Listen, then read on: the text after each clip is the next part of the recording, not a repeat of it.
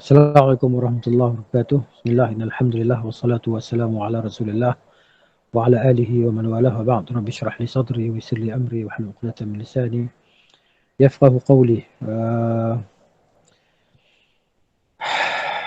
Alhamdulillah, kita dekat muka surat 205. Al-martabatu thalithatu, martabat yang ketiga, yakni martabat iman. Dalam hadis Jibril alaihissalam ketika ditanya Nabi SAW tentang Islam, tentang iman, tentang Islam, iman dan ihsan. Di sini Syekh sebut di sini maknanya al-martabatu thalithatu, martabat yang ketiga iaitu al-ihsan. Ruknun wahidun, iaitu satu rukun saja, kan? Dia ada satu rukun saja. Ihsan ni ada satu rukun, iaitu wa huwa an ta'budallaha ka'annaka tarahu, yakni bahawa engkau beribadah kepada Allah seolah-olah engkau nampak Allah Taala. Fa illam takun tarahu fa innahu yaraka, maka jika engkau tidak dapat melihat Allah Subhanahu wa taala, maka sesungguhnya Allah dapat melihat kamu. Itu rukun ihsan. Rukun ihsan. Ibadat dengan cara kita merasai Allah melihat kepada kita.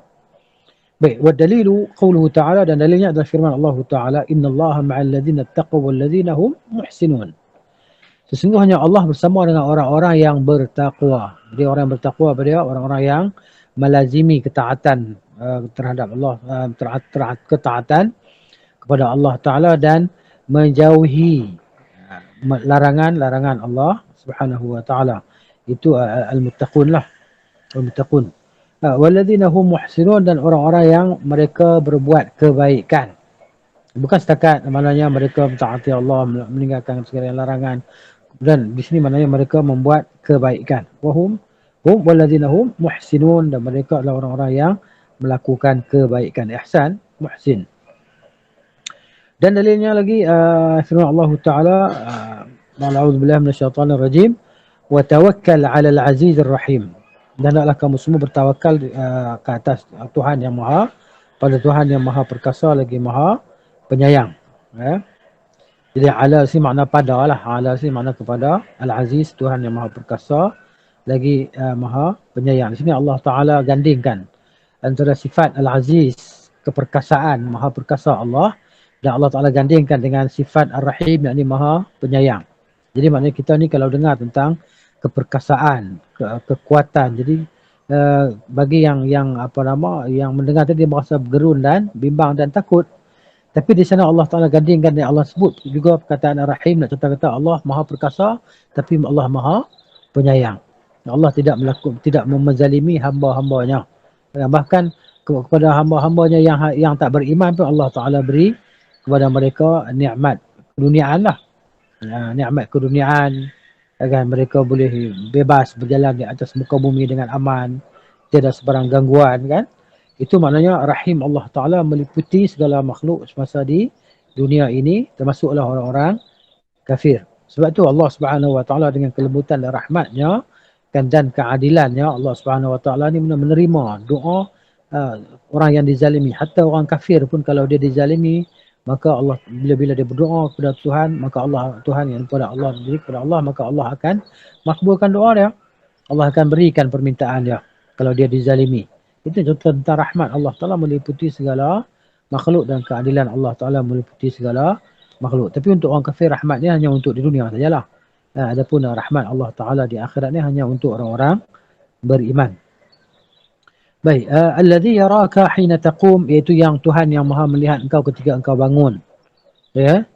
Wa taqallubaka fil sajidin, dan gerak badan kau di kalangan orang-orang yang sujud, kan? Allah melihat. Kemudian Allah sebut innahu huwas samiul alim, sesungguhnya Allah Maha mendengar lagi Maha mengetahui. As-sami', Maha mendengar dengan sifat mendengarnya dan sifat pendengarannya. Jadi maknanya ada telinga atau tak ada telinga, tapi kita tak pernah sabit, tak disebut tentang lafaz telinga ni, tak ada lah, tak disebut, kan? Cumanya kita beriman bahawa Allah Maha mendengar, dan pendengaran Allah Ta'ala tidak terbatas lah. Maha suci Allah Subhanahu Wa Ta'ala daripada menyerupai segala makhluknya. Jadi as-sami' hakikat tidak seperti hakikat Allah Ta'ala, tidak seperti hakikat makhluk. Adapun sifat mata memang disebut dalam nas, adapun sifat telinga tidak disebut dalam nas, wallahu a'lam. Jadi Allah sebut as-sami'u, Allah Maha mendengar. Dia mendengar apa dia? Mendengar yang dulu dan akan datang, kan? Sekarang dan akan datang dan lepas. Jadi makna sifat ni adalah sifat yang sifat fi'liyah, sifat zatiah dan sifat fi'liyah, sifat zat dan sifat perbuatan bagi Allah Subhanahu wa taala. Allah mendengar segala makhluk dia, kan? Apa yang mereka tuturkan, apa yang mereka bicarakan dalam hati mereka, dan Allah Taala mendengar permintaan segala makhluk dia dalam satu masa, dalam satu ketika. Makhluk yang memohon berbagai-bagai permintaan, Allah Taala Maha mendengar, kan? Dia Al-Alim dan dia Maha mengetahui. Sifat Allah Taala tadi Alim, kan? Mengetahui dulu dan akan datang. Jadi makna ini sifat bagaimana macam kalau ahlul kalam dia kata tak boleh kata begitu, sebab bila kata Allah mendengar yang akan datang, maka telah masuk pada Allah Taala sifat baru. Jadi Allah Taala mukhalafatuhu lil hawadith, Allah menyalahi bagi segala yang baru, kata mereka, kan? Tapi Allah Taala fa'alul lima yurid, kan? Dia maha menghendaki apa yang dia maha melakukan apa yang dia maha menghendaki, kan? Allah telah mendengar dan Allah sedang mendengar, Allah akan mendengar. Gitu. Jadi maknanya timbul pula persoalan mereka, kan. Mereka kata habis tu kalau Allah akan mendengar sekarang ni, Allah tak tahulah apa yang akan berlaku nanti kalau dia akan mendengar nanti. Itu semua hujah akal mereka, kan. Jadi Allah Ta'ala yang menentukan segala sesuatu. Dia menetapkan segala sesuatu. Jadi maknanya kita isbatkan sifat mendengar Allah Ta'ala dulu, sekarang dan akan datang. Sampai bila-bila Allah Ta'ala mendengar. Begitu. Baik, kemudian وَمَا تَكُونُ فِي شَأْنٍ. Dalam firman yang lain Allah Taala kata, a'udzubillahi minasyaitonir rajim, wa ma takunu fi sya'nin wa ma tatlu minhu min qur'anin wa la ta'maluna min 'amalin illa kunna 'alaikum syuhudan idh tufiduna fihi. Kamu tidak berada dalam satu keadaan dan tidak membaca satu ayat dari Al-Quran dan kamu tidak mengerjakan satu pekerjaan, melainkan kami menjadi saksi atasmu di waktu kamu melakukannya. Ini dalil Al-Quran.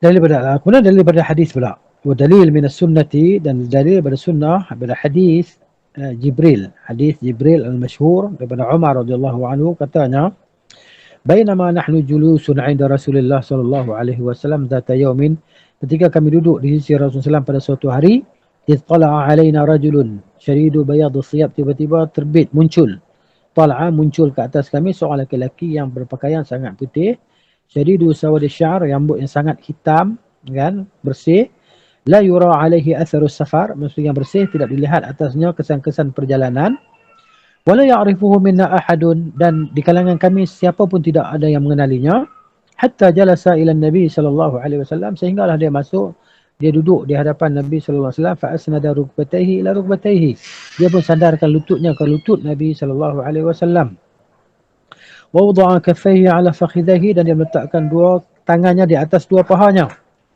wa qala ya Muhammad, dan dia berkata, hai Muhammad, kan, akhbirni 'anil Islam, ceritakan kepadaku tentang Islam.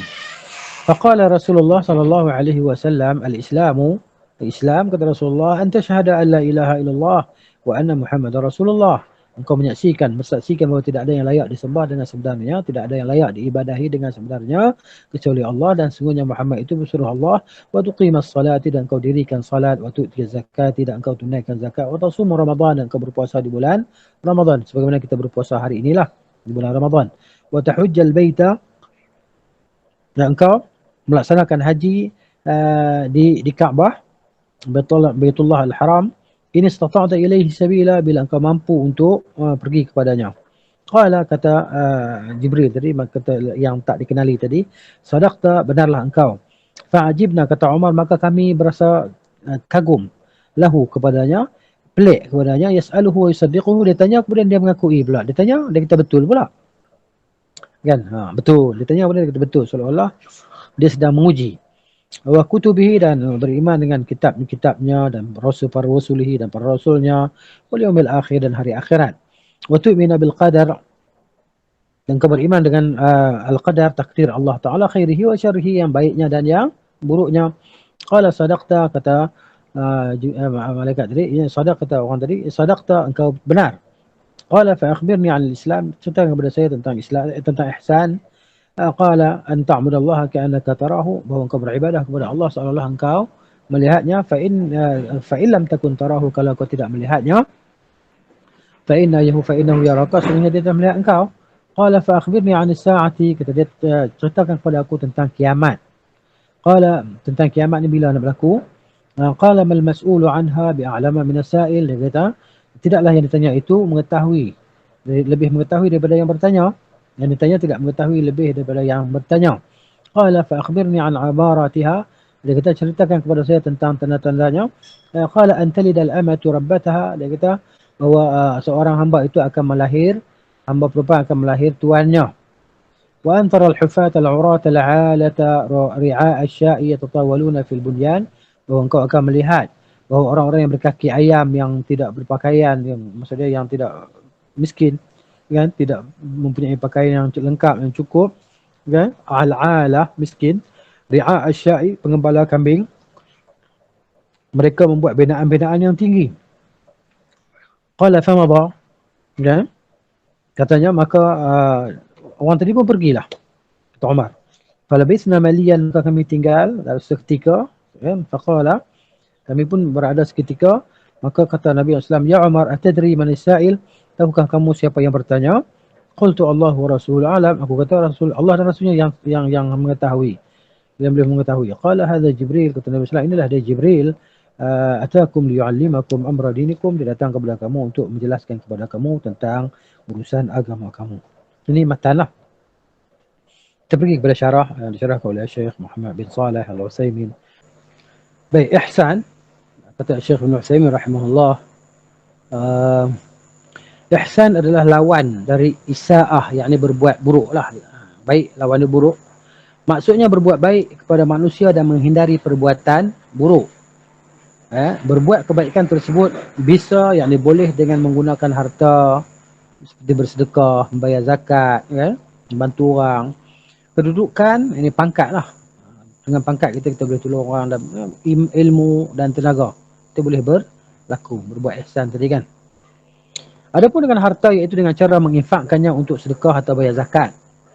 Dan cara yang paling utama berbuat baik dengan harta adalah dengan zakat lah. Kalau kita ada cukup nisab dah sampai haul, cukup haul setahun dalam simpanan kita harta tadi, kan, maka kita keluarkan nilai 85 gram, 85 gram, 85 gram atau 80 gram, 2.5%, ya.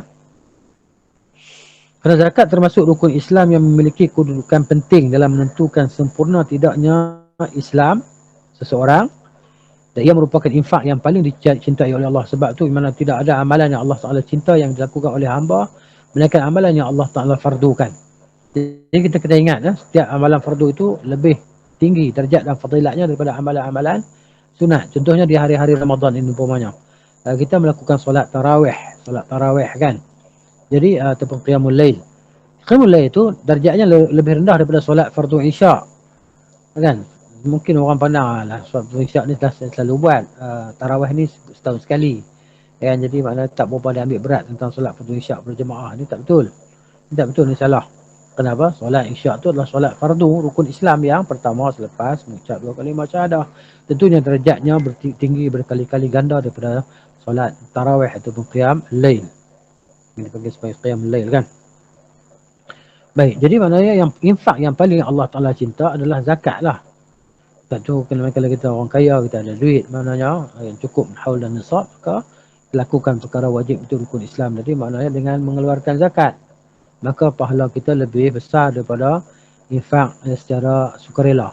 Pahala zakat lebih besar daripada infak sukarela ataupun infak secara sunat tadi, dan begitu. Macam kita duk bagi di bulan Ramadan ni, kan, sedekah. Sedekah maknanya perbanyakkan infak sedekah kita di bulan Ramadan. Di mana bagi berbuka puasa pada orang yang berpuasa, kan. Kalau boleh kita masak, tak masak kita beli makanan, kita pergi hantar orang susah, orang miskin, kan. Di mana ni bulan untuk melatih kita menjadi orang yang pemurah lah, kan, supaya kita terbiasa sebulan ni dengan kemurahan yang ada pada kita, yang Allah beri kepada kita rezeki, kan. Dia akan berlarutan sampai selepas bulan Ramadan. Jadi perbuatan kita tu, amalan kita dia tak jadi macam terputus, kan. Bulan Ramadan sebagai bulan latihan, bulan kita bersedekah, infak. Begitu juga selepas Ramadan, hati kita pun macam tu juga, masa nak sentiasa bersedekah setakat yang kita mampu di atas infak tersebut. Kenapa? Karena bila kita beri infak tadi, maknanya infak itu tidak akan mengurangkan harta kita. Sebab Nabi kita adalah apa nama? Macam mana? As-sadaqatu la, macam mana? Sedekah itu tidak sedekah tidak mengurangkan harta. Sedekah tidak mengurangkan harta. Baik. Kemudian dia kata di sini setelah itu yang paling utama adalah menginfakkan harta untuk nafkah isteri kita. Isteri kita bagi makan, usaha, kerja, ibu bapa kita, anak saudara laki-laki, saudara perempuan, bapa saudara, mak saudara dan kerabat lainnya. Kemudian sedekah yang diberikan kepada orang miskin dan orang-orang yang berhak menerima sedekah seperti para penuntut ilmu syar'i. Macam anak-anak sekolah tahfiz kan. Anak-anak yang sekarang belajar ni kan, mereka juga yang bukan daripada keluarga yang senang, yang kita kata berharta dan sebagainya. Kena bayar yuran kan, yuran kena bayar lah, tidak macam mana nak ada pengurusan kan. Yuran untuk bil elektrik, untuk kan, untuk ialah untuk makan, minum, apa nama, sebagai kita panggil cara hidup untuk para guru. Jadi begitulah, maknanya ta'awun. Jadi ini ta'awun al-birri wa taqwa. Jadi sekarang ni kehidupan kita sekarang ni tak macam dulu. Sekarang nilai wang yang kita nampak macam besar, tapi barang yang kita dapat beli sedikit. Kan? Jadi kalau yuran 500 sebulan tu, kalau dulunya mungkin kita kata dalam 100 ringgit macam tu kan. Sekarang ni barang semuanya mahal. Untuk itulah kalau kita ada rezeki, kita apa nama, rezeki lebih lah, kita tolong bayarkan yuran. Tengok anak-anak tahfiz yang tidak berkemampuan, yang yuran dia selalu slack kan. Jadi mak ayah tak sempat nak cover kan. Family ramai, adik-adik ramai dan sebagainya. Jadi bagi mereka yang ada kelebihan yang Allah beri kepada dia, rezeki yang lebih, maka yalah kan, maknanya tolong ambil seorang sebagai tahfiz tadi, jadikan dia sebagai anak angkat kan. Maksud saya sekolah ni lah, yang Ustaz Afiq punya sekolah ni kan. Begitu juga sekolah-sekolah yang lain. Kalau begitu, maknanya kita tu bayarkan sebagai infak kita, maka dia jadi kita panggil apa yang kita hantar dahulu sebelum kita pergilah kan. Sebelum kita pergi, kita hantar dulu, kita masuk dalam akaun dulu. Nanti kita di sana, maknanya nanti bila dihisap, maka akaun kita penuh dengan kebaikan, insya-Allah gitu. Kalau ada rezeki yang lebih, tak semestinya kita nak bayar penuh kan. Kita boleh bayar separuh ataupun suku kan. Pulanglah kepada kelebihan dan kemampuan masing-masing. Tetapi hakikatnya, maknanya hakikatnya apabila kita berinfak ini, Allah akan tambah kepada kita rezeki yang tidak kita sangka-sangka. Kan? Kenapa? Di situ ada keyakinan kita dan tawakal kita kepada Allah dan harapan kita kepada Allah. Maka Allah tidak akan sia-siakan permintaan kita. Maka kita minta kepada Allah Ta'ala rezeki yang luas. Kan? Rezeki yang luas. Kan? Tak semestinya duit dan sebagainya. Kan? Kesihatan pun rezeki yang luas juga. Kan? Jiwa yang lapang, rezeki. Begitu dia kata. Jadi maknanya kita sedekah seperti para penuntut ilmu kan. Ilmu syar'i tadi lah. Jadi maknanya kalau orang yang menuntut ilmu tak syar'i pun, tak boleh kita nak bersedekah? Boleh, tak masalah kan. Ilmu yang bermanfaat. Ilmu yang bermanfaat ni termasuk ilmu dunia dan akhirat. Contohnya ilmu dunia pun akan boleh menyampaikan kepada akhirat juga. Contohnya ilmu tentang teknologi kita panggil software apa semua tadi kan, itu semua sarana-sarana untuk kita membantu orang, memudahkan dakwah. Jadi pasal niat awal-awal bagi anak-anak yang belajar dan teknologi apa semua, IT kan, information technology apa semua, tak kisahlah. Kan dia belajar. Kenapa? Karena untuk berusaha memudahkan umat Islam untuk mencapai ilmu ke apa kan. Jadi dia akan dapat pahala dan dia pun berhak dapat zakat juga ataupun dapat infak tadi kan. Tak semestinya orang yang belajar agama mesti dapat infak, yang tak belajar agama tak dapat infak, tak semestinya. Yang pentingnya ilmu tadi. Sedangkan cara berbuat baik dengan pangkat atau kedudukan, manusia berbeza-beza pangkatnya. Tentulah kan, kita ada orang pangkat tinggi, ada orang pangkat rendah, ada yang tak ada pangkat. Macam kita ni tak ada pangkat apa kan. Ada orang pangkat datuk, pangkat tan sri dan sebagainya. Begitu.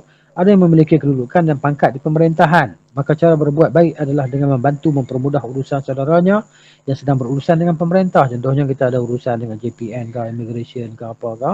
Jadi orang saudara kita bekerja di situ, dia mudahkan urusan-urusan orang Islam tadi. Ya. Maknanya tidak berhajat kepada dia panggil apa? Wang saku kan, ataupun wang pelincir dan sebagainya. Ini orang beriman dan bertakwa. Kalau dia ada satu tempat contohnya dia boleh bantu orang Islam yang lain, maka dia gunakan tugas dia tadi kan, tanpa dia mengambil upah daripada orang tersebut. Kenapa? Kerana dia sudah bergaji, dia sudah diberi gaji oleh kerajaan. Jadi kalau dia ambil upah ataupun wang pelincir ke, belanja kawan ke, maka itu dikira sebagai rasuah lah kan. Jangan, dia bantu kerana itu adalah tugas dan pekerjaan dia kan. Kalau dia terima juga, dan maknanya cuba dia duduk di rumah mak dia, rumah ayah dia, sampai dah duit buang pelicin tu kepada dia? Tak sampai. Jadi rasuah ni maknanya benda yang bahaya, dan kadang-kadang orang ditukar nama, ditakwilkan macam-macam lah. Duit poket lah, duit kopi lah, duit pelicin lah, pemuda kerja kan. Kita bukan kita nak kata lah kan. Ni sebahagian institusi kerajaan kan, dia macam tu. Contohnya saya sebut lah kan, macam JPJ apa semua kan. Jadi maknanya kalau bayar duit, tak tahu lah, wallahu ta'ala alam. Tapi itulah yang kita selalu dengar. Tapi kita bukan nak tuduh-tuduh siapa-siapa. Tapi itulah orang ceritanya, kalau tak ada angin pokok tak ada goyang pun. Ini kita sendiri melaluinya dan kawan-kawan kita kan. Gitu. Dah jadi benda rasuah ni dah jadi macam biasa kan. Macam kes baru ni lah, kes baru ni kan, yang orang Melayu kena pukul betul-betul kan. Gitu. Sampai Cina tu boleh cakap ini cakap yang tak betul kan. Itu kena ambil tindakan. Baik. Itu kembali ke urusan pemerintah lah. Kemudian dia kata di sini, membantu permudah urusan saudaranya yang sedang berurusan dengan pemerintah, baik dalam rangka menyelesaikan persoalan ataupun mencari kemaslahatan, cari jalan penyelesaian. Adapun yang memiliki ilmu dengan cara yang mengajarkan ilmunya kepada orang lain, baik melalui sekolah-sekolah, majlis ta'lim atau pengajian. Walaupun di warung kopi kan, sampaikan ilmu tak kisah di mana. Anda boleh berbuat kebaikan dengan mengajarkan ilmu kepada yang hadir. Bahkan dalam pertemuan umum, anda boleh mengajarkan ilmu kepada manusia, tetapi harus tetap diusahakan dengan penuh hikmah. Jangan membuat mereka merasa berat. Jadi mengajar kelas ni tak perlulah lama-lama sampai 2 jam kan. 2 jam satu kelas. Jadi maknanya kita ni, otak kita ni sampai itu masa dia dah tak boleh nak terima dah. Jadi kita ambil lah masa yang kita panjang pun tidak, pendek pun tidak lah. Sekitar kita macam kelas kita 1 jam 45 minit. Sebab tu kalau kita belajar di sekolah-sekolah dulu kan, satu kelas dalam 45 minit, kecuali orang yang kelas PhD itulah, master tu lain lah. Lecturer tadi hantar sampai 2 jam kan. Gitu. Baik. Jadi kalau kelas orang awam ni kita ambil pada 45 minit antara maghrib dan isya. Contohnya kalau kita ada buat kuliah maghrib kan, kuliah maghrib, daripada lepas solat maghrib tu kita bacalah, bagilah apa nama maklumat tadi, sampai sekadar waktu azan isyak kita pun berhentilah, kerana masing-masing kita memahami audiens ataupun peserta tadi ataupun ahli jemaah tadi, mereka ada tugas dan kerja, komitmen masing-masing. Semua kita ambil masa macam tu. Waktu azan kita berhenti, kecuali mereka minta juga kan untuk dibuat selama 1 jam ke setengah jam, 40 minit ke. Jadi pulang pada permintaan lah kan. Tapi uruf, macam kelas uruf kita ni macam sejam, 45 minit kan, 45 minit hingga ke 1 jam begitu. Baik, dengan hikmah, jangan membuat mereka merasa berat. Begitu juga kalau kita nak sampaikan ilmu, nak cerita, jangan mulakan ilmu tentang khilaf para ulama dalam bab fiqh dan sebagainya. Mulakan daripada yang paling mudah. Contohnya kita di Malaysia, kita maknanya dalam bab fiqh kita bermazhab dengan mazhab Syafi'i. Yang tu cerita dulu basicnya dalam mazhab Syafi'i, mazhab kita begini. Bila dia orang dah boleh faham, dah boleh terima, dah maknanya boleh tangkap dah ni, kita pun ceritalah sedikit tentang ni, ada sikit khilaf di antara hukum ni. Contoh tentang yang rajih dan yang marjuhnya macam mana begitu. Supaya tidak memberatkan lah. Jadi bila orang belajar dia kata, apa ni, yang ni kata tak boleh, yang ni kata boleh. Kan? Macam mana ni kan, ada yang kata boleh, ada tak boleh, nak buat gimana satu ni, dia confuse lah. Malah nak pergi kelas lah, kalau aku pergi kelas aku jadi confuse lagi lah. Kalau aku tak pergi pun aku tak confuse. Jadi begitu. Tak kan. Jadi cara penyampaian guru tadi tu kena ada jugalah. Baik, di mana pada setiap tempat anda selalu memberikan nasihat dan berbicara. Kerana Nabi SAW menjadikan waktu khusus untuk memberikan nasihat kepada para sahabatnya, dan dia ada waktu-waktu dia. Jangan ada waktu-waktu orang yang dah mengantuk sangat, tersengut baru kita nak pergi kelas, nak pergi tazkirah kan. Jadi ada waktu dia. Dan tidak banyak nasihatnya macam Nabi SAW. Nabi tak cakap panjang-panjang pun kan. Jawami'ul kalim, Nabi cakap satu perkataan, satu lafaz, satu ayat, satu hadis. Maknanya kefahamannya begitu meluas lah. kan gitu. Kerana hal itu bisa menimbulkan kebosanan. Jangan ada kebosanan lah bila ada orang bosan. Kan macam kita kadang-kadang pensyarah ustaz-ustaz ni pun, saya sendiri pun kadang-kadang kita bercakap ni melalut kata ke sana ke sini, tak habis cerita ni kita masuk cerita A, B dah, tak habis cerita B kita masuk cerita D, C dan seterusnya, kan. Jadi student pun maknanya dia nak tangkap ustaz ni nak cakap apa ni ya. Sekejap cerita tu tak habis masuk cerita ni pula, tak habis masuk cerita ni pula. Jadi akhirnya datang kebosanan pada yang mendengar. Sebab tu kita dalam kelas ni sepatutnya kita santai-santai sebenarnya, kan. Santai-santai macam mana? Ada interaksi antara yang bercakap ataupun yang mendengar. Ustaz, saya tak faham lah Ustaz ni apa maksud ni Ustaz. Ustaz boleh tolong detailkan sikit lah kat sini. Kan? Jadi macam kita panggil interaksi, kita panggil kelas santai macam sembang. Sebab tu kita panggil di antara teknik, kan. Macam orang dah belajar kan yang level master PhD tu, depa dengan lecturer depa, dengan pensyarah depa, maknanya dia kelas santai ya. 2 jam kita tak terasa 2 jam. Sebab apa? Sebab tu lecturer dia akan tanya kita, dia akan buka minda kita, dia akan tanya. Lepas tu apa pandangan awak, kan? Pandangan awak macam mana tentang masalah ni, kan? Jadi kita akan rasa macam tak mengantuk tau. Dia tanya. Tapi dia tanya, dia tak suruh tunggu jawapan kita, tanya dan dia jawab jugalah. Dan dia faham bahawa kita tak tahu jawapan tu pun. Tapi dia bagi peluang kita untuk menjawab. Jadi interaksi antara yang mendengar dan bercakap tu bagus. Tapi itulah, kadang-kadang kita malu nak tanya, kan, segan, takut nanti. Dia ada sikap dan sifat ni ada dalam diri kita, tak? Sebagian orang lah, dia bila kita rasa nak tanya, nanti orang kata aku tak tahu lah, tak apalah. Nampak sangat aku tak erti sebab ni. Padahal kawan kita tak tanya pun dia tak erti juga sebenarnya. Ya, dia pun tak tahu juga. Jadi sama-sama duk ingat kata dia tahu, aku tak tahu. Semua ingat macam tu, akhirnya jadi dia berlalu macam tu sajalah. Maka kita pun maknanya persoalan yang ada dalam diri kita tu tak terjawab sampailah. Kan? Kita pun dah tak ingat soalan tu. Baik. Jadi Nabi SAW tidak banyak tidak banyak nasihatnya kerana hal itu bisa menimbulkan kebosanan. Dan jika sebab tu Al-Quran tadi kan, Al-Quran dia turun bitadarruj, sedikit-sedikit dah Quran, kan. Sampai 23 tahun lebih kan turun, kan. Quran 30 juzuk tu. Ini kita nak hafal Quran dalam masa seminggu, dalam masa setahun, 2 tahun kita nak hafal 30 juzuk Quran. Ya. Jadi Quran ni tu sebab Allah Taala tu turunkan Quran tu macam tu, kan. Lambatnya hafal Quran, anak akak lambat lah hafal Quran, anak kecil lambat lah. Pasal apa? Berapa tahun? 10 tahun baru habis 30 juzuk hafal Quran. Wah, anak saya dalam 2 tahun pun dah khatam dah hafazan. Jadi saya makna ikut hakikat dia, Al-Quran ni begitu. Jadi maknanya Al-Quran ni siapa-siapa pun boleh hafal. Tapi nak kena ada konsep berterusan lah. Ada kesinambungan, keterusan tadi dalam pegang dan melihat kepada Al-Quran. Walaupun kita tak baca dengan lisan, kita tengok dengan mata. Tengok dengan mata, kita cuba copy paste lah. Copy paste, kan. Gitu. Jadi maknanya bila ada hari-hari buat ni, macam surah Al-Fatihah lah, kan. Kita hari-hari buat, kan. Akhirnya suruhlah sambung kat mana pun. Kita boleh sambung. Cuma suruh baca undur balik tu tak boleh lah sebab kita tak biasa. Ya, cuba undur balik. Kalau kita buat tu maknanya benda tu berdosa juga. Mempermainkan ayat-ayat Allah Subhanahu Wa Taala, kan. Ada orang nak tunjuk hebat lah. Ada orang nak tunjuk hebat. Aku boleh baca Al-Fatihah patah balik. Kan. Daripada waladhdallin ghairil maghdubi alaihim sampai dia patah-patah balik. Ini satu permainan persendaan terhadap Quran, ni bahaya. Boleh merosakkan akidah, ya. Baik. Cara berbuat baik dengan tenaga pula telah dicontohkan oleh Nabi Muhammad sallallahu alaihi wasallam dalam sabdanya, kan, wa tu'inur rajul fi dabatihi, maka kau menolong seseorang dalam pada kenderaannya, kan, fatahmiluhu 'alaiha, engkau tolong angkat dia, naikkan dia ke atas kenderaannya, kan, atau tarfa'u 'alaiha mata'ahu, ataupun kau tolong angkat barang-barang dia ke atas kenderaan dia, sadaqatun adalah dikira sebagai sedekah. Tengok pahala sedekah ni mudah aja untuk dapat didapatkan oleh orang beriman. Mudah aja dapat pahala sedekah, kan. Senyum pun sedekah juga, kan. Maksudnya antalqa akhaka biwajhin talqin. Berjumpa saudara kau dengan wajah yang berseri-seri, sedekah.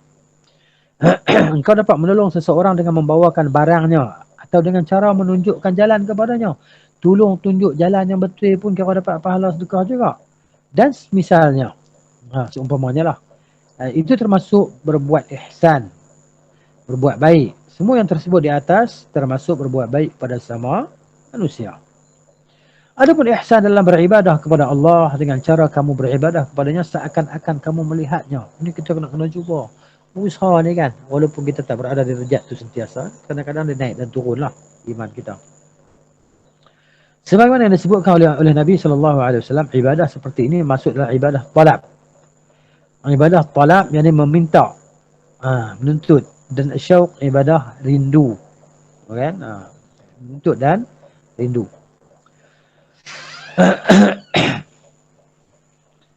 Macam kita lah, kan? Kita ni minta kepada Allah Subhanahu Wa Taala, meminta. Bila kita minta kepada Allah, itulah kita berasa kehadiran Allah. Kita rasa Allah Ta'ala mendengar kita, kita rasa Allah Ta'ala melihat pada perbuatan kita, permintaan kita, dan kesungguhan kita dalam meminta, merendahkan diri kan.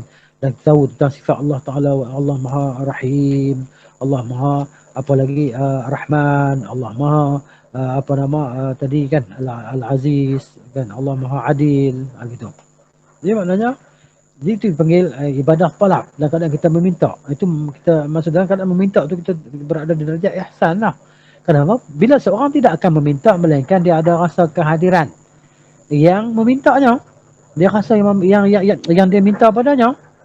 Kan? Itu sebab tu doa, permintaan ni disuruh kita tadi selalu meminta, memohon kepada Allah Subhanahu Wa Taala. Minta sentiasa kan. Terutamanya kita di bulan yang mulia ni, bulan Ramadan ni, disuruh kita minta. Sentiasa minta kan.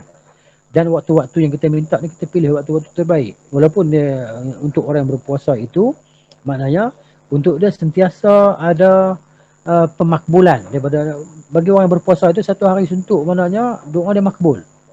Tapi di sana ada waktu-waktu yang paling best kan, paling yang apa tu terbaik ketika untuk kita berdoa tadi, ketika waktu sahur lah, waktu sahur kan.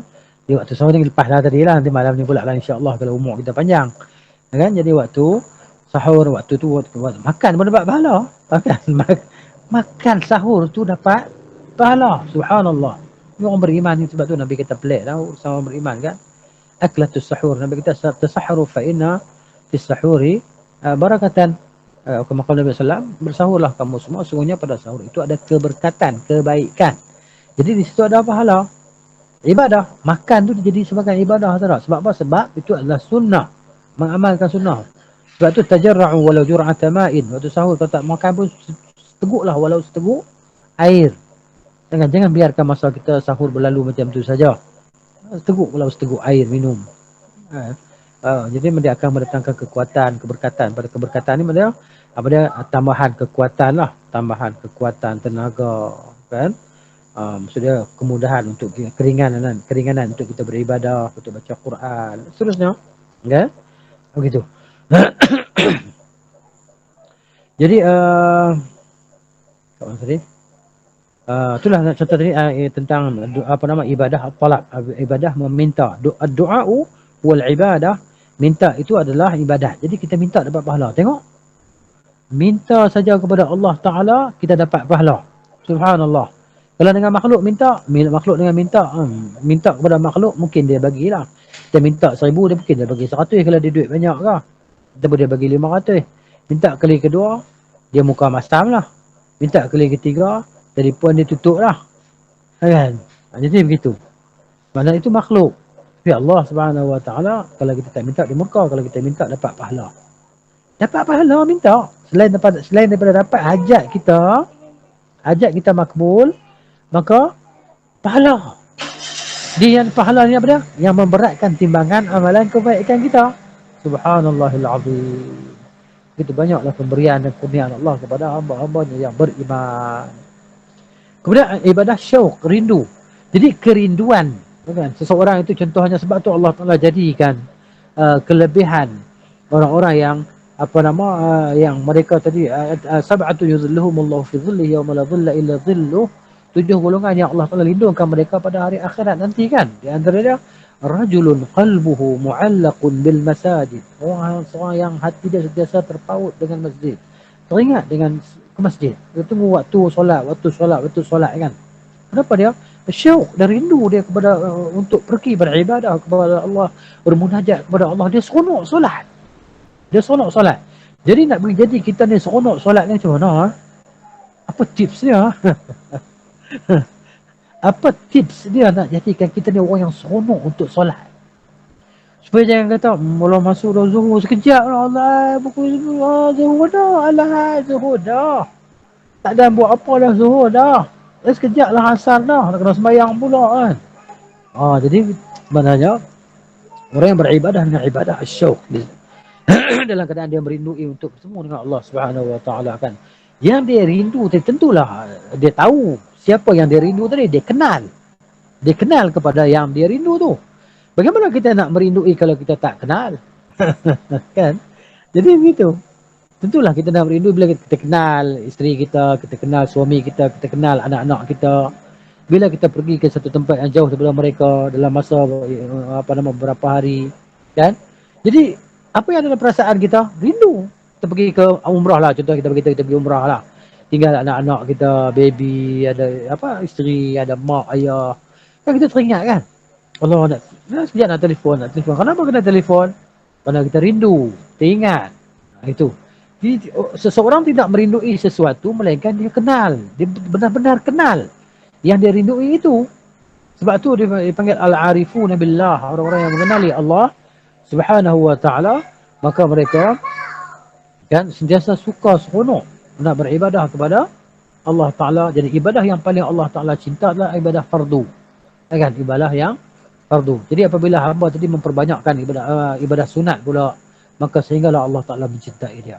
Allah taala jadi Allah kata pendengaran dia adalah aku. Maksudnya apa, dia mendengar kerana aku, dia melihat kerana aku, kan? Bukan Allah tu bersatu dengan makhluk, wahdatul wujud. Tak. Orang cakap itu kafir lah.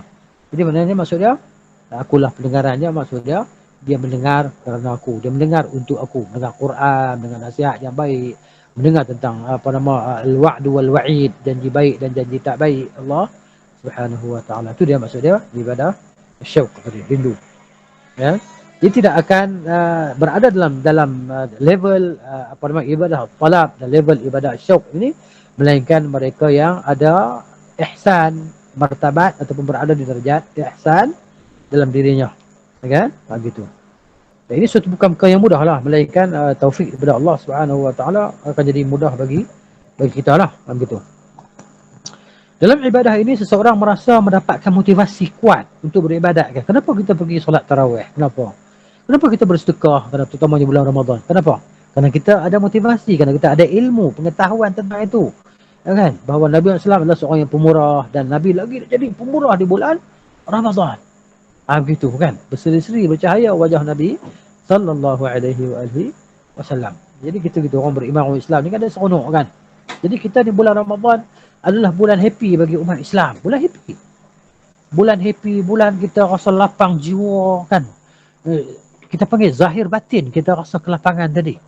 Dari sudut kita kata suasana, hatta cuaca tadi kan, begitu kita rasa macam cuaca Ramadan ni tak macam cuaca hari lain kan. Masya Allah, walaupun tengah hari tapi cuaca dia rasa macam segar. Allah Ta'ala ala masing-masing rasa macam mana kita tak tahulah. Begitu. Ini motivasi. Jadi masing-masing dia dapat rasa motivasi kuat untuk beribadah kerana ia sedang mencari sesuatu yang dicintainya, sehingga dia, di saat dia beribadah kepada Allah seakan-akan dia melihatnya. Tak nampak Tuhan, mana dia nampak Tuhan, tapi seolah kita beribadah kan, kita begitu gemar kan berbuat baik. Jadi begitu. Jadi mana bila macam tu keadaan dia, bila kita dah jadi macam tu, adalah kebaikan dan karamah yang Allah Ta'ala berikan kepada kita semua tadi kan. Gitu.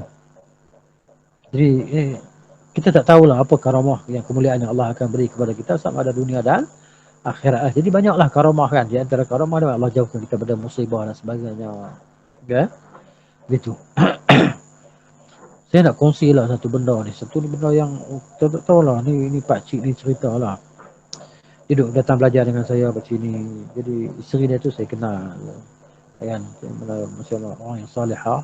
Bagaimana yang saya kenal. Tapi Allah Ta'ala yang lebih mengetahui tentang rahsia dirinya macam mana. Si macam ni orang yang salih, dia mati kanser, breast cancer, meninggal suami dia tu. Adalah lepas hari ni, tapi lah suami dia seorang yang bagus lah, suka berinfak, Masya Allah, yang cakap yang bagus kan. Dia tak bekerja macam ni, duduk rumah. Kemudian dia suka baca Quran kan. Lepas tu bila dia mati tu, ketika dia meninggal, dia meninggal tu, maknanya dah meninggal tu, suami dia kata, "Ustaz, saya nak cerita tak nak cerita, sebab isteri saya meninggal ni kan, tak tahulah, dalam bilik tu saya rasa wangi kan." Mungkinlah perasaannya ke apa, wallahu ta'ala alam, tapi ceritanya cerita yang tafaul lah. Tafaul ni maksudnya kita ada macam kita rasa uh, kehendak kebaikan macam tu. Dia rasa wangi tu banyak hari tak hilang wangi, bau wangi tadi kan. Atau pakaian-pakaian dia buka almari tu, dia kata bau wangi. Dia cerita kat saya je lah, dia saya cerita, tak tahu lah, dia cerita bukan nak suruh dia jadi sufi, taksub dan sebagainya. Tapi Allah Ta'ala alam, mungkin itu karamah, kemuliaan yang Allah berikan kepada orang yang soleh dan solehah ni kan, begitu. Jadi tak semestinya kita kata nak kita orang soleh ni mati bau wangi, tak semestinya kan. Bukan tanda kematian soleh solehah tu mesti bau wangi jasad kita, tak kan. Jadi masing-masing lah gitu. Baik, ini motivasi lah tak apa kan. Jadi ia berkonsentrasi, maksudnya kita fokus dalam ibadah tadi, khusyuk dalam ibadah. Sebab tu Nabi SAW kata ju'ilat dia ju'ilat apa nama, qurratu aini fi shalah atau fi salati atau kama salam, dijadikan penunjuk mataku dalam solat. Maksudnya solat itu sendiri dijadikan sebagai penunjuk mata Nabi SAW, sebab Nabi ni orang yang suka solat. Sebab tu Nabi solat panjang-panjang ke, solat panjang-panjang, baca panjang-panjang sampai bengkak-bengkak kaki kan Nabi SAW, dan diikuti oleh para sahabat radhiyallahu anhum macam tu. Baru ni kan sampai tengok YouTube ke semalam YouTube viral kan, YouTube kan kat Indonesia mana, kat satu kampung tu, dia pun ni tarawih satu malam 30 juzuk Quran. Tapi mana dia pun buat halakah-halakah lah bagi orang yang apa, yang kurang, depa buat halakah, buat ni, buat kumpulan-kumpulan. Jadi kumpulan ni baca satu juzuk. Kalau bahasa kita bahasa kuat lagi, kita pergi yang orang baca apa nama, satu solat dia pun baca 20 rakaat, solat 20 rakaat, dia pun buat 15 juzuk. Kalau ada yang satu juzuk 20 rakaat, ada yang 15 juzuk, ada yang 30 juzuk. 30 juzuk dia pun solat. Ni kita baru tahu ya, sebenarnya dia dah 6 tahun dah dia pun ni buat di Indonesia. Cuba bayangkan, kita yang sembahyang kita nak ikut sunnah 8 rakaat ni, tapi 15 minit je sembahyang. Kan tu pun kita bagi untuk imam-imam. Malam ni boleh nikah ikut. Kan? Cut paste lah. Kerat muka surat kan. Jadi maknanya kita buat muka surat ni ikut boleh tak? Satu rakaat. Kan? Sampai makmum tadi pergi bagi cadangan dekat imam. Kan? Ini bukan sunnah. Ini bukan sunnah Nabi SAW. Makmum nak pergi beritahu kat imam, imam, malam ni ingat tau, separuh muka surat je lah, jangan lebih. Esok saya tak datang lah kalau macam lebih. Dia ugut tu imam tadi. Kan? Jadi maknanya tak sunnah. Kita nak buat yang sunnah, jadi tak sunnah. Begitu. Jadi orang yang buat 20 rakaat lebih daripada kita tu kan, dia pun tak habis lagi, kita habis dah. Kita nak ikut sunnah Nabi SAW yang Nabi buat lah. Walaupun dalam masalah perbincangan 20 rakaat tu ada perbincangan kan, ada kebanyakan jumhur ulama kata maknanya gitu kan, dia buat 20 kerana apa, kerana kalau tak nak beri lama-lama tapi boleh sembahyang lama, tak nak beri lama-lama boleh sembahyang lama. Kalau buat 8 ni baca banyak-banyak nanti macam diri lama pula kan, diri lama ni bahasa sakit, lenguh dan sebagainya, maka dibuat 20 dan seterusnya sampai 36 pun ada kan. Begitu. Jadi itulah cerita dia kan. Dia pun dah buat 6 tahun dah macam tu. Cuba kita buat kan, cuba kita tanamkan semangat ataupun azam kita untuk buat macam ni. Kalau sunnah Nabi SAW betul macam tu, kan, sembahyang 8 rakaat tapi dengan rakaat yang panjang. Rakaat yang panjang yang dia disebut, dia tengok dalam temu bual tu, dia kata kami mula daripada lepas isyak tadi kan, solat ba'diyah isyak, lepas tu daripada selepas isyak tu dia berdiri qiyam tadi, maknanya solat lah 20 rakaat dia buat 30 juzuk sampai pukul 4:30 pagi setiap malam Ramadan selama sudah 6 tahun. Dah. Oh no. kan Allah Ta'ala beri kekuatan kan, Allah Ta'ala beri kekuatan, tapi itulah dia apabila kita berazam untuk melakukan sesuatu kan. Saya pernah juga, tu pernah macam mana solat ni khusuf di Pakistan dulu, di jamiah tempat saya belajar dulu kan, waktu khusuf gerhana kan, jadi kita solat khusuf. Kawan saya tu imam orang apa nama, daripada mana dia, Tanzania ke Ethiopia ke mana ke, tak ingat lah, Nigeria ke, lupa lah. Dia jadi imam kan, baca surah Al-Baqarah, kan, rukuknya nak bagi sama dengan qiyamnya, macam nak putih pinggang. Allah, cuba bayangkan rukuk, panjangnya rukuk, kalau tidak panjang tak apa. Kan rukuk panjang tu kan, cuba bayangkan. Ui, sujud lama. Solat khusuf kan. Jadi kalau solat kita pergi solat malam ni, tarawih ni, kita kata apa yang mulai ni, qiyamnya lama kan. Kalau kita nak baca satu juzuk 8 rakaat ni, kita bagilah 1 rakaat 2 helai 3 helai kan, 1 rakaat 3 helai baca. Tu orang kita tak main dah esok. Tapi kalau macam madrasah Ustaz Afiq ni boleh buat kot, sebab semua student ni kan, boleh seru lah, try tahun ni buat kan, malam khatam kan, 8 rakaat khatam 15 juzuk, pensan habis budak-budak tu. Tu dia. Jadi ini dia kan. Kemudian dia kata sini tengok. Tapi kalau kita ada konsentrasi dalam ibadah, seperti itu mungkin dia rasa, sebab tu kita ni kan, bila kita ada rasa macam keseronokan dalam ibadah, benda hak lama dia rasa tak lama lah. Macam kita duduk sembang dengan kawan kita yang lama kita tak jumpa lah kan. Kawan lama yang kita tak jumpa, kita macam-macam kita nak tahu daripada dia. Dekat 1 jam ni kita tembak tak jadi apa lagi. Kita tengok ada sebahagian kawan-kawan tu yang kat kedai kopi tu kan. Kedai kopi tu, kopi sudah sejuk dah. Cawan kopi 2 jam sembang, tak habis cawan kopi tu. Pasal apa? Duduk sembang, dia seronok, syauk tadi. Begitu konsentrate dia nak dengar maklumat tadi kan. Begitu. Baik, dia kata berserah diri dan mendekatkan diri kepada Allah dengan benar-benar. Jika engkau tidak boleh beribadah kepada Allah seakan melihatnya, maka ketahuilah sesungguhnya dia melihat dan mengawasimu. Itu yang kita tahu. Ibadah seperti ini adalah ibadah harab. Haraba ni lari. Dan khauf. Dia panggil khauf, anda takut. Lari dan takut.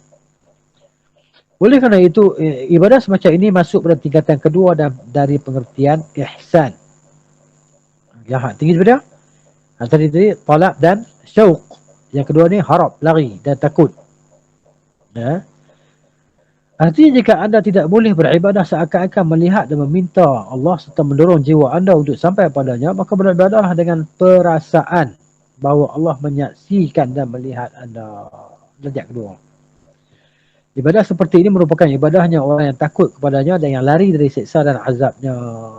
Contohnya kita berada macam ni. Tingkatan yang kedua ini lebih rendah dibandingkan dengan yang pertama tadi, yang talab dan syauq tadi kan. Kemudian ibadah kepada Allah Subhanahu wa taala adalah sebagaimana yang dikatakan oleh Ibnu Qayyim rahimahullahu taala, ya. Dia kata wa ibadatur rahmani ghayatu hubbihi ma'adzul li'abidihi huma ruknani, ya. Ini dalam nuniyah dia ni kot. Dan beribadah kepada Ar-Rahman, Tuhan yang Maha Pemurah, adalah kecintaan paling dalam padanya. Ya? Ibadah kepada Ar-Rahman tadi, ghayatu hubbihi ma'adzulli 'abidihi, bersama dengan kehinaan yang menyembah, yang beribadah tadi. Huma ruknan, kedua-duanya adalah rukun lah, rukun ibadah tadi. Itu dia ghayat apa nama? Ghayatu hubbihi, al-mahabbah tadi, dan menghinakan diri. Disertai sikap merendahkan diri hambanya, dan itu adalah 2 rukun ibadah. Ibadah dibangun di atas 2 rukun, kecintaan yang dalam dan merasa rendah diri di hadapan Allah. Ini maknanya bila boleh ada 2 rukun dalam diri kita, maka kita boleh sampai darjat ibadat yang syauq dan talab tadi lah. Cinta yang dalam menimbulkan sikap meminta dan mengharapkan, kan? Cinta yang mendalam dia akan timbul, kita ni sentiasa meminta-minta kepada Allah sebab kita tahu Allah ni suka kita minta kepada dia, maka kita sentiasa minta kepada dia, minta dan mengharap. Sedangkan perasaan hina menimbulkan rasa takut dan lari dari siksaannya. Inilah pengertian ihsan dalam ibadah kepada Allah Subhanahu wa taala. Jadi poin ni bagus ni. Poin ni bagus persesuaian dengan kita di bulan yang mulia ini. Bulan yang Allah Taala bantu kita dengan dirantai segala syaitan jin jahat tadi kan. Maknanya untuk kita mudah dalam beribadah kepada Allah dalam segala sudut ibadat lah, dalam segala sudut ibadat. Jika seseorang beribadah dengan cara ini, maka dia akan menemukan keikhlasan beribadah yang bersih dari riak, kan, hingga ingin dipuji orang dan ingin terkenal. Ini penyakit dalam diri kan. Nak orang puji kita, nak jadi terkenal kan. Bahawa kita ni orang yang banyak maklumat, banyak ilmu kan. Begitu. Maka kita pun nak menunjuk-nunjuk. Ini tak betul. Tapi tak boleh kata dekat orang, dia tu nak menunjuk lah tu. Tak boleh kata dekat orang macam tu. Kan, kerana kita bukan tahu hati dia. Kerana mungkin dia memang benar-benar ikhlas. Kan. Kita tak boleh tahu kata orang tu ikhlas kata ikhlas. Jangan kata pula orang tak ikhlas lah tu, nak menunjuk je. Salah kita tu. Kita yang berdosa kena buruk sangka kepada orang. Allah Ta'ala kata inna ba'dadhanni ismun, sebahagian daripada sangkaan-sangkaan itu adalah dosa. Jangan dibuat. Begitu. Baik, dia kata baik dilihat oleh manusia atau tidak, ia tetap beribadah dengan baik dan tak terpengaruh sedikit pun. Kenapa? Dalam dirinya ada mahabbah, ada zul tadi, kecintaan yang tidak terhingga kepada Allah Ta'ala dan rasa kehinaan diri dia kepada Allah. Dua rukun ibadat tu kan. Bahkan merupakan kesempurnaan keikhlasan adalah ibadah yang jauh dari penglihatan manusia dan merahsiakan ibadat tersebut. Dia kalau boleh nak sembunyikan ibadat dia daripada orang lain, dia tak mau cerita ke orang. Sum'ah tadi kan, memperdengarkan ibadat dia kepada orang. Setengah orang tu dia kan. Orang tak tahu pun dia nak cerita, oh letih ataupun dia tunjukkan sifat muka letih, mengantuk dan sebagainya. Kan? Tengok mengantuk lah kau ni. Itulah malam tadi kan, imam baca sampai 1 juzuk lah. Jadi mengantuk lah, saya nak tidur sikit lah. Nampak? Bagaimana syaitan mempermainkan kita tadi kan. Jadi orang tak tahu dah beritahu, malam tadi dia sembahyang baca 1 juzuk Quran banyaknya kan. Tunjuk dengan muka letih dia apa semua. Dia mari benda tu. Cerita kat orang letih kan. Letih hari ni. Letih macam apa? Tadi selawat 1000 kali. Ustaz macam mana Ustaz? Kalau saya tadi saya selawat 1000 kali. Pahala dia macam mana agak Ustaz? Kan. Gitu. Contohlah. Baik. Sehingga tidak ada yang tahu kecuali Allah. Tetapi jika memperlihatkan ibadah tersebut pada masalah, ada maslahat dia. Tunjuk kan. Maslahat dia macam nak mengajar cara solat. Nak beritahu cara berpuasa, nak cerita rukun puasa, kena batalkan puasa, bacaan Al-Quran yang betul, bertajwid. Ini contoh dah. Ini masalah untuk kebaikan, supaya orang boleh tahu benda yang sebenar. Begitu. Agar orang lain meniru dan mencontohinya. Contohnya bersedekah kan. Kita bagi duit ke anak kita RM50. Bubuh sembuh tamu tu. Sedekah. Atau ia memperlihatkan ibadah tersebut dengan harapan agar teman, kerabat dan rakannya mengikutinya. Dia harap-harap dia perbuat macam dia buatlah solat qabliyah dan ba'diyah, tengok kan. Begitu. Maka hal ini sangat baik dan mungkin masalah menampakkan amal soleh dalam satu hal ini, dalam hal ini lebih banyak dan utama dibanding merahsiakannya. Kan terkadang dia jadi benda yang terbaik daripada merahsiakan.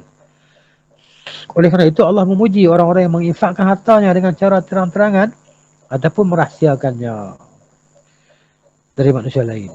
Apabila merahsiakan amalan lebih besar masalahnya, lebih bermanfaat bagi hati, lebih menimbulkan kekhusyukan dan lebih membuatnya kembali bertaubat kepada Allah, maka lebih baik dirahsiakan, yang diceritakan. Tapi jika ia menampakkan amal baik lebih baik untuk maslahat umat Islam dan perlihatkan syiar Islam dengan harapan agar orang lain mengikutinya, maka hanya diperlihatkan secara terang-terangan. Begitu dia. Seorang Muslim dalam segala hal hendaklah memandang segi maslahatnya. Kebaikan. Maslahat ni maknanya kebaikan. Jika ibadah tersebut lebih banyak mendatangkan manfaat dan maslahat, maka ibadah tersebut semakin baik dan sempurna. Nampak tak? Ya? Hadis riwayat Muslim, kitab Al-Iman, kitab Babul Iman wal Islam. Hadis ini sebahagian sudah banyak dijelaskan maknanya pada keterangan di muka ini selepas sebelum ni lah. Dan sudah saya jelaskan pula makna hadis ini dalam Majmu' Al-Fatawa wal Rasail jilid yang ketiga, halaman 143. Dan Syekh Muhammad bin Saleh Al-Utsaimin rahimahullahu taala. Kemudian landasan ketiga mengenal Nabi Muhammad sallallahu alaihi wasallam. Jadi saya rasa setakat dulu insya-Allah apa yang kita boleh baca pada pagi ini. InsyaAllah nanti kita sambung lagi lah dengan izin daripada Allah Subhanahu Wa Taala. Jadi kalau ada apa-apa kemusykilan dipersilakan sebelum kita tutup majlis kita pada pagi ini.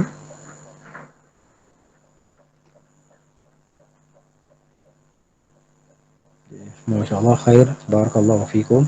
Jazakumullahu khairan ala husni istima'ikum. Semoga Allah Ta'ala memberikan kepada kita ganjaran pahala yang besar dunia dan akhirat, dan Allah Ta'ala berkati hari-hari dan masa kita, terutamanya di hari-hari Ramadan ini, diberikan kepada kita taufik dan hidayah petunjuknya, dorongan daripadanya untuk kita melakukan segala amalan kebaikan yang boleh mendatangkan pahala yang berganda-ganda, dan semoga Allah Subhanahu Wa Ta'ala ampunkan segala dosa-dosa kita dulu dan akan datang, dosa-dosa ibu bapa kita, kaum keluarga kita, dosa anak-anak kita, kaum muslimin muslimat. Jadi أقول قولي هذا أستغفر الله العظيم لي ولكم ولسائر المسلمين والمسلمات أستغفره إنه هو الغفور الرحيم. سبحانك اللهم وبحمدك أشهد أن لا إله إلا أنت أستغفرك وأتوب إليك. السلام عليكم ورحمة الله وبركاته. إلى اللقاء إن شاء الله.